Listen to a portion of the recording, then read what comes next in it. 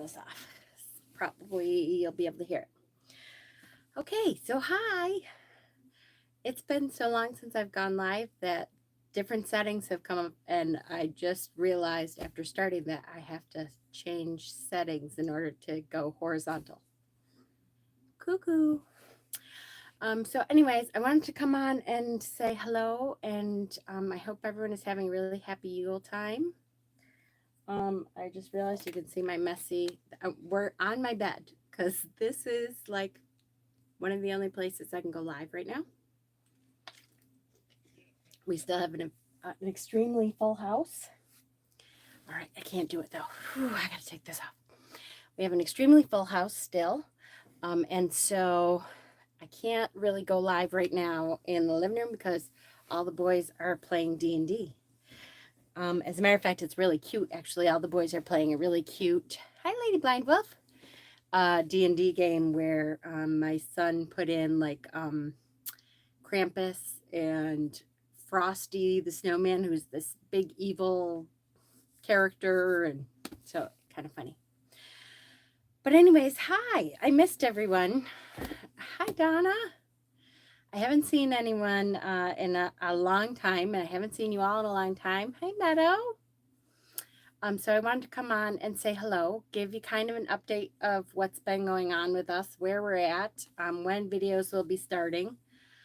I will say that, again, I keep going back and forth because it's funny, the longer you're off, the easier it is to be like, I don't really need to go on. I don't know what, I mean, I have this whole list of videos that I was going to do at some point, and now I'm like, I don't know, the time has passed for those videos maybe. So, but although I have started other ones, but so let me update on where we are. I have moved back into the old trailer that we had when we first moved to this town, to Albion. And my dad is living with us inside the house, and 3 out of the 4 sons are living in the little room that we were in. It's actually a really big room. It used to be in my witchy room. So if you remember my witchy room, it was like peacock colors. 3 of the boys are living in that room off of this house. So it's really busy. And I don't have a whole lot of me space right now. So I'm in the bedroom, and it's extremely cluttered, and I'm still trying to figure out how to get everything organized and pull out more of my stuff. And it's funny, I haven't really been able to pull out stuff that I have not seen in over a year since we went on the RV trip, because it's still in storage. And I really can't, I don't have a whole lot of room to pull stuff out of storage and bring it here right now. Hopefully I can keep organizing and get there, but I'm not quite there yet. So that's where we are as far as the physical location of where we are. Where I am in the scheme of things is just kind of still figuring out where my place in the witchy community is, or is going to be, and where I'm best needed and what I feel I have to offer. And it's weird and different and scary, as all changes are. But I will say that I have begun to read a book. Part of it is going through menopause. And those of you who have gone through it know that it's a lot of ups and downs, and a lot of physical changes, and a lot of emotional changes, and a lot of like figuring out who you are again. You know, we go through maiden, mother, crone phases. So this is really the crone phase kicking in, saying what's next? What do I have to offer? Where do I need to go? And so that's where I am. I think I'm going to be starting videos very soon. I did talk about a shadow work series. I would really like to start the shadow work series after the holidays. So probably mid to late January. We're going to be using this journal, the Shadow Work Journal. There's a lot of different places apparently you can get this. I found this through TikTok, but it's like all over. It's Instagram. It's through Zenful Note. See that? ZEN Fulnote, Zenful Note, and that is the book that we're going to be using. I have started it. There's a lot of pages in the beginning for the introduction before you really start writing down all of your personal things. So I have started it. I have not, I don't want to go all the way through it without you because I kind of want us to do this together. The other thing that I'm going to be using, and that none of this, by the way, you don't have to have any of this to start shadow work with me. Hi, Sarana. How are you? You can go through the shadow work series without having the book. We're going to go through, this just kind of gives us a jumping off point, and we're going to go through what the book tells us to so that we can discuss things further. The other thing that I'm using through it is called Breakfast Journal. And there's a million, apparently there's like 10, 15 different versions of this book, Wreck This Journal. And it's specifically designed to make you do things in the journal that you wouldn't normally. So those of us who have like books of shadows that we've never touched because we don't want to mess them up, this journal was kind of made for that. Because it like says, collect your pocket lint, glue it here. So it gives you really fun, goofy stuff to do. Page of good thoughts. So you write a bunch of good thoughts in it. Bring this book in the shower with you. And the point is, by the time you're done with this book, it should be in tatters and well used. And I thought this would be a really good way while we're doing shadow work to kind of let loose and make fun of ourselves and do something goofy to feel good. Because when we're doing shadow work, it's really important to stay positive and to be able to do some uplifting things that just are out of the box to make us think a little differently. And so for me, especially, this I think is really going to do that. So that's good. So those are the two books I'm going to be using for shadow work this year. Again, you are welcome to follow along, get one, both, or neither, and still follow along with shadow work. We'll be giving you some ideas if you don't have this book to do some uplifting, positive things anyways to keep yourself uplifted, because shadow work is hard work. It's really tough to shine lights in the darkness sometimes. Okay, so that's that. We're going to probably start that mid-January, end of January. In the meantime, here we are. It's Yuletide. And it's one of my, I know I say this, I know, but it really is one of my favorite times of year, especially I would say this year when I have been much less of a public figure person. I've been much less on here. I've been much more solitary. This is the solitary time. This is the time to really be the hermit, which that is my life path card, is the hermit. So this is the hermit time. This is the time to look inward. This is the time to wrap a warm blanket around yourself and look at the snow and see yourself differently and be good to yourself and that kind of thing. So I have, as part of that, I'm doing my room in stars. I'm gonna have stars hanging all over my ceiling and these big gold curtain things. And so I have snowflakes and stars up in my room to kind of remind me to wrap myself in comfort, to be good to myself, to really enjoy the silence of the Yule time. I love when it has snowed. Now, it's been a weird year. We have had a little bit of snow, and we've also had 50-degree days. Like today was like 50 something, I think. Very odd ups and downs. I have no idea. I really hope we get a little bit more snow before Yule actually gets here, because I really like the quiet darkness of the year. This is that gorgeous, beautiful time. To be quiet with yourself and to really enjoy looking inward and being your true self and, showing yourself exactly who it is you are. And sometimes we need to do that in order to remember with other people who we are and who we want to be and our best selves. In the meantime, I have a bunch of Yule stuff that I can share. I brought my Yule deck out.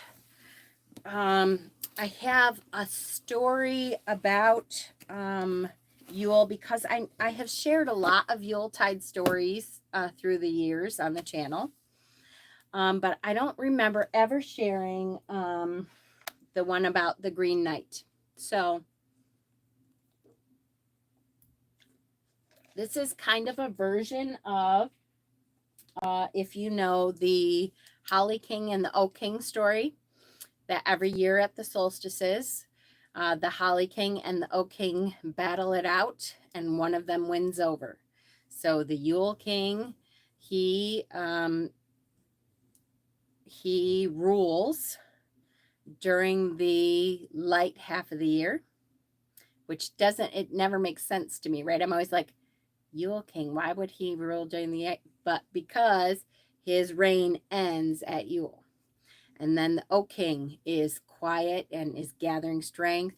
And the Oak King the Yule King is quiet and gathering strength. And then the Yule King is able to overtake him at Litha. This is kind of a version of that story from the Arthurian tradition. So King Arthur and the Knights of the Round Table. This is like a version of that story. So I'm going to start with that. How is everyone else? I feel like I've just been talking and not listening. It's hard to listen, right, on a live. I so want to be like, okay, live, go. We're going to shoot to you. Serrana, how are things going with you? And we're going to shoot to you. Donna, how are things? I know a lot of people don't like the camera. I totally get that, but that would be fun. I mean, we're pretty close to that technology where we can just do that now. It's just everybody's got to get used to it, right? Okay, so this is Gawain and the Green Knight. And I'm going to be reading this from, my favorite 2 books. Just been really tired and stressed out. And that happens during the holidays too. And we have to be well aware of that, that the holidays are not a happy time for a lot of people. A lot of people have lost people. A lot of people are in depressions. A lot of people don't have a great family life. A lot of people have had a lot of things go on. And the holidays tend to amplify that. No matter what you've been going through, they tend to amplify that stressed out time. And believe me, I'm right there with you. Don't, think that because I'm on here smiling means I haven't been stressed out.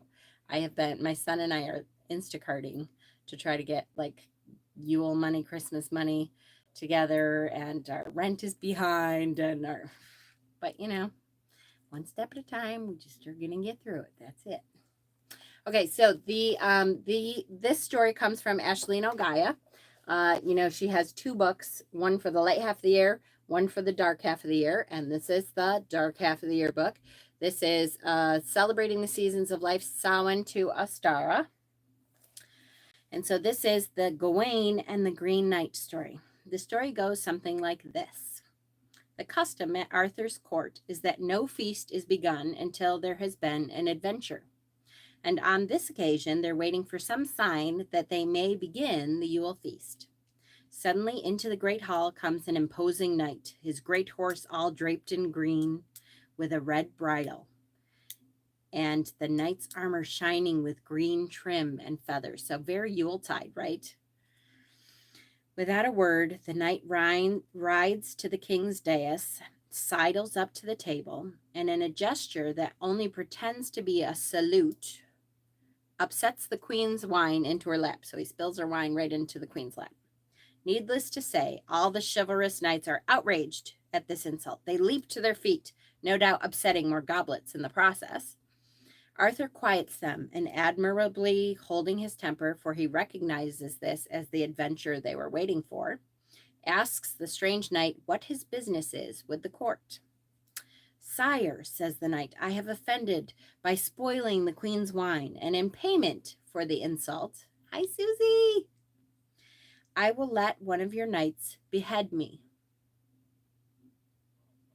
Did I read that right? Yes, I did.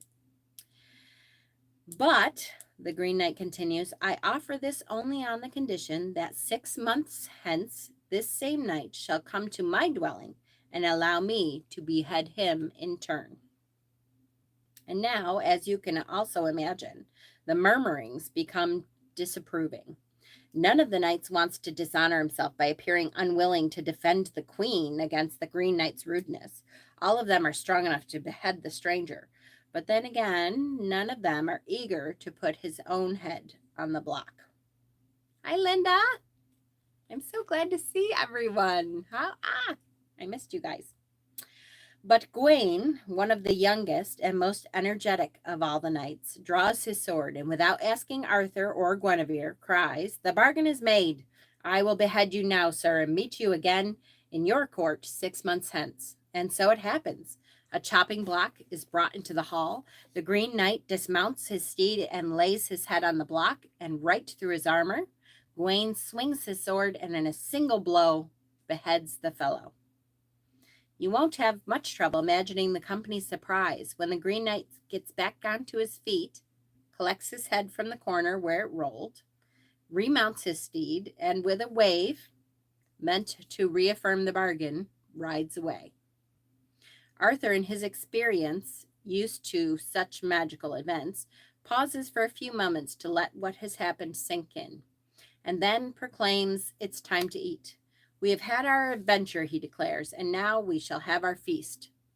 Letha is so far off that even Gawain is not put off his appetite. So as soon as Arthur and Guinevere take their first bites, the whole party digs in and enjoys the Yule table.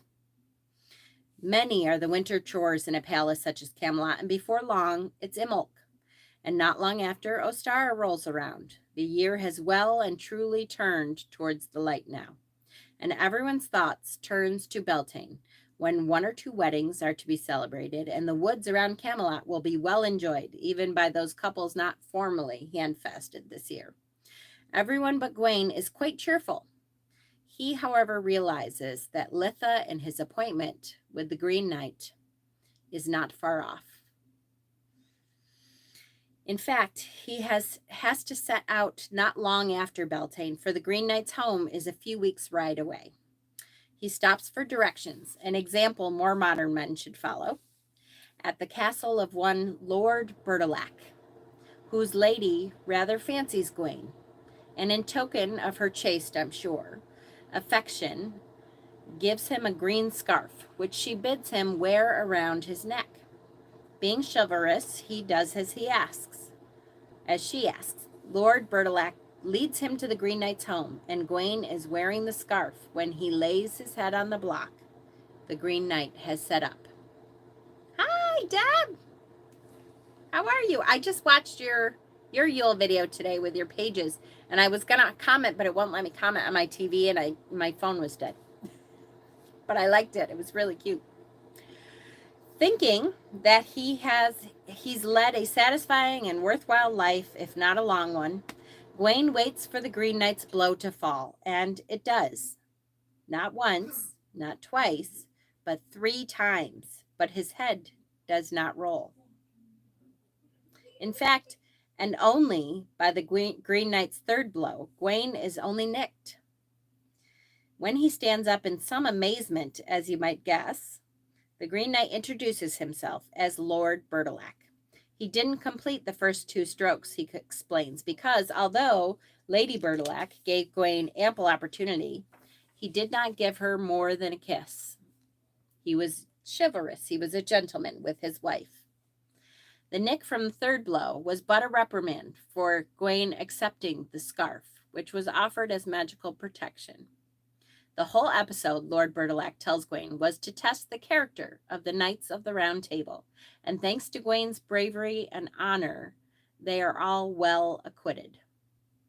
There's more story to that, of course, deeper symbolism and further intrigue. In some versions, we understand that Lady Bertilac is Arthur's sister Morgana, but in this case, the rest of the story is another story altogether and shan't be told here.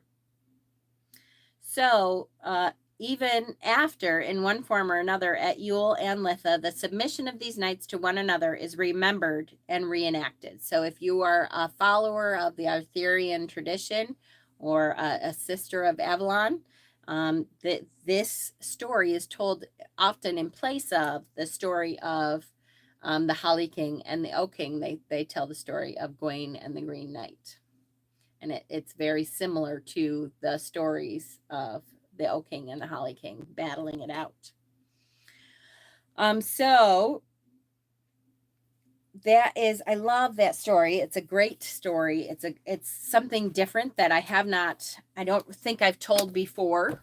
So I didn't want to just tell another version of the Oak King and the Holly King this year. So that was a really good one. And I love the Arthurian tradition. I have, what else? I have several other stories. I have a couple poems. I have a couple kids books. I don't know if I'm going to do them all tonight, but I have some. I might do, let me think. I might do the story from here. Okay, so one of the things that I did, you know me, I love my thrift shopping. I went to the library in the town that my mother lives in. I've been helping my mother a lot since we've been home. So we got back from the RV trip finally after our RV breaking down in Wisconsin in August. And my mother has needed help and has been trying to pare down some of her stuff. And we were selling some of her stuff online and all kinds of stuff. And then she had knee surgery. And so I've been going to my mother's house and helping her out at least once a week. For a while, I was staying there for longer. But my mother's town is kind of the small town outside of Rochester. And their town's library had a book sale, which I don't know about you guys, but I love a library's book sale. You can always find something magical or spiritual, or it doesn't matter if they're churchy people. It doesn't, I can always find something. And of course, this year I found several really neat books, and I haven't even brought them back home because, like I said, I don't have a whole lot of room here. But I did, one of the things I found was some really old Ideals magazines. I don't know if you guys remember Ideals magazines. Those of you who are young probably will not. Ideals magazines used to come out around like Christmas. I found some Thanksgiving ones, which I had never seen the Thanksgiving ones. Easter, summer, and autumn, I think. But I found a bunch of Ideals Christmas and Thanksgiving magazines. They were in like the 50s and 60s. Hi, Trisha. Right? I love these. So these are amazing magazines. And if you find them, I always pick them up because if nothing else, now they are chock full of poems, stories, and really cool vintage looking images, which I always think for my my book of shadows, these images can be cut out. The poems are really cute. Now, I will say that Ideals magazines, a lot of, especially the Christmas ones, a lot of them are very churchy. They're very Christian, but that's okay. A lot of them also are very nature. And it reminds you that back in the day, nature was a huge part of the holiday, way more than it is today. So there's always some kind of story in there. And look at that. And there's all these little poems, and I just love these magazines. So I always pick them up when I find them. I have a whole collection of them.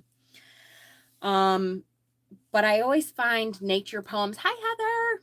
Yeah, I know. The images are absolutely stunningly gorgeous. And if, like Deb does, books of shadows and stuff, like the junk journals, and they're awesome books of shadows, these would be great for that. They have all kinds of really cool vintage images all the way through them. And again, they always have cool stories and poems and recipes. I love in the Thanksgiving ones, there's all kinds of recipes in there that are like old-timey recipes and stuff. So really keep your eye out because I got a whole bunch. So this story is from a special Christmas Stories That Never Grow Old.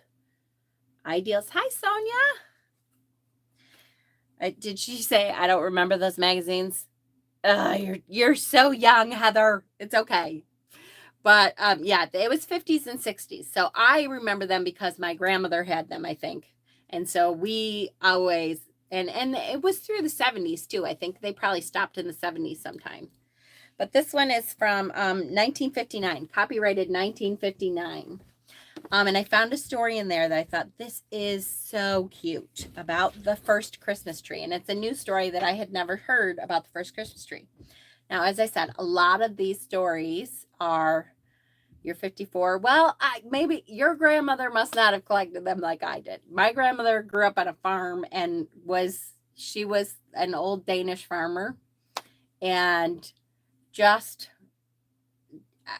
we had them all the time. Many of the poems are about religion and stuff, but a lot of them turn out to be about nature, which is right up our alley, right up my alley for sure. This one happens to be a story that I had never heard before about the first Christmas tree. And I had never heard, I'm just loving this story. So I'm gonna read it to you. By the way, those of you who are 50, I want to say that I'm reading a book by, oh shoot, of course it's on my phone. It's called Haggitude. It's the same woman who wrote If Women Rose Rooted. It's called Haggitude, Hagitude. And I'm telling you, I might do a couple videos just for women in our 50s who are going through menopause and who are looking back on where we are in life, because this woman, things that she has said have finally clicked with me. Like, oh my God, I'm not crazy. There's just so much going on in our lives at 50 something. Sharon Blackie, thank you. Yes. That there's so many changes going on, and we're trying to figure out, we're not really in the mother stage anymore. We're definitely not in the maiden stage anymore. We're kind of trying to figure out what happens in life now. And we don't want to just stop and start knitting blankets and staying home and doing nothing else, right?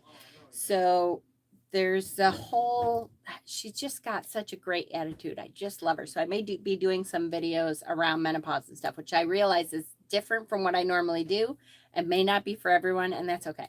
Not all my videos are going to be for everyone anymore. It's all right, as long as I warn you ahead of time. Okay, so this is called The First Christmas Tree. This is by Rose Fileman, F-Y-L-E-M-A-N. I'm just going to show you so you can kind of see, hopefully. And I love the story. I've never heard it. The story of the first Christmas tree was told me by the fairy queen herself. So you may be quite sure it's a true one. Here it is. Once upon a time, there lived in the middle of a forest a poor woodcutter. He had one little daughter called Annis, whom he loved dearly. Annis was a dear little girl, kind and gentle. She was very fond of all the woodland creatures, and they in turn knew and loved her well. The fairies loved her also. They used to dance on top of the low stone wall that went round the little garden in front of the cottage. Annis, Annis, they would call to her while she was busy helping her mother in the kitchen, but she would shake her head. I can't come, I'm busy, she would answer. But at night time, when she was fast asleep under her red quilt, they would come tapping at the little window. Annis, Annis. She would slip out of bed and run quickly downstairs with her bare feet, and off with the fairies into the moonlit woods. But the next day she was never sure whether it had been a dream or reality. That was in the summer. It was winter now, and very cold. The sky was dark and heavy with coming snow. Early evening all through the winter, Annis would hang a little lantern with a candle in it on the small fir tree that grew just inside the garden gate. Her father could see it as he came home through the trees. It was a little bright welcome for him, even before he reached home. On Christmas Eve, he went to work as usual. A woodcutter, you have to go to work. He came home for his dinner at midday and started back early. He was at work quite a long way off. I shall finish there today, he said to his wife as he left the house, Then I shall come nearer home. If the snow comes, it will be difficult to find the way in the dark evenings. And that very day the snow began. All the afternoon it fell in great soft flakes, down, down, down. It seemed as if the whole sky were falling in little bits. The woodcutter worked hard into the fading light. It was quite dark by the time he had finished, and he had to keep shaking the snow from his shoulders and from his old hat. The wood was all neatly stacked in the little shed which had been built up there to house it. He started off home with a sigh of relief, smiling to himself as he thought of his warm hearth and the bowl of hot porridge waiting for him on the hob, and of little Annis's knitting in the chimney corner. But presently, how it happened I know not, for he knew that forest well, and the snow had almost stopped falling, and the moon was shining. He found that he had lost his way. He was quite cheerful at first. In a minute I shall find the path again, he said. But many minutes passed and he did not find it. A cloud came over the moon and the snow began to fall again more thickly. It was like a moving, whirling mist where the trees stood less close together. The woodcutter began to lose heart. Then suddenly he saw a light ahead of him on one of the fir trees. "Can I be so near home?" he said, half bewildered. But when he came near, he found that it was not a fir tree in his own garden that was lit up, but an ordinary forest tree. Little lights twinkled and glittered on its branches, burning brightly and steadily in spite of the falling snow. The woodcutter rubbed his eyes. "If this be wicked magic," he thought, "it will now disappear." But the lights burned more brightly than ever, and as he looked about, he saw in the distance another tree lit up in the same way. And then he understood. "It is the good fairies helping me," he said, and he trudged off cheerily in the direction of the second tree. And when he looked back, the first one had already grown dark again. But when he reached the second tree, another was shining ahead to show him the way. And so he went on from tree to tree until at last he was guided safely home to Annis's little lantern in his own garden. And always after that he used to put lights on a little fir tree on Christmas Eve in memory of the time when the fairies saved him from being lost in the forest. And so the custom began, and because it was such a pretty one, and because the fairies so willed it, it spread. And today the fairy Christmas tree is to be found all over the world in houses where there are children and where the fairies come. Is that not the cutest little freaking story? I just loved it. I couldn't believe such a cute little story was in there. I will try to recreate that in the Facebook group for those of you who want to share it. Wasn't it cute? Like I said, I have several other little stories and poems and stuff. I don't want to read them all at once because I want to try to come on a couple more nights throughout Yule. The 21st is Yule this year. So the 20th is begins the 12 nights of Christmas, which the 20th starts Mother's Night, which is to honor all of our female ancestors. And so I will come on and talk a little bit more about Mother's Night, hopefully before Mother's Night. But if you want to celebrate Mother's Night, I would either get pictures together, or if you don't have pictures, just a little candle to represent your female ancestors. I do things like make my grandmother's favorite dishes that she was great at, or our favorite dishes that she made, or stuff like that. I try to set out pictures of my grandmother, my grandfather's sisters, my grandmother's sisters, and on, as many of the female ancestors as I can. It's called Mother's Night or Modred's Night. And to honor the female line of your ancestry. And so that starts the 12 nights of Christmas, or the 12 nights of Yule, and that starts on the 20th. And so I will try to be on every you've never celebrated it? Oh, I love it. I love that one. That kind of, it really sets the whole mood for the holiday, right? I will try to be on every night for the 12 nights of Yule. I'm not going to commit to that because some things have been, especially Instacart and stuff. I've been trying to get money together for the holiday and stuff, so I'm not sure. But I will try to do something, at least something cute and short for each of the days of Yule. And as I said, the next thing after Yule is done, we'll be starting shadow work. So this is the shadow journal that I'll be working with. Again, you do not have to have these books, any books. You can have both if you want to do the shadow work series with me. It is a great time though, the shadow works books. It is by Zenful Notes. It's really a great time to build ourselves up, to look inside, figure out what it is we have been doing and what we want to shed and what we want to move forward with as we move into the new year. So it's really good to see everyone too. It's funny, I keep saying the longer I'm off, the harder it is to come back. Unlimited, yay, oh good, perfect. And I will tell you that the longer you are off of videos, the more self-conscious you get. Like it got to the point where I was never self-conscious about coming on. And now sometimes that little voice inside your head that, oh, you don't have anything to say. What are you doing? So that's one of the things I've been working on, silencing in this time. Yule is that time of silence, and the snow kind of muffles everything. And so I've been actively trying, in my meditations, I've been using the snow to muffle those bad voices in my head, the voices that say I don't have anything to say, I don't have anything to share. All those bad things that come in.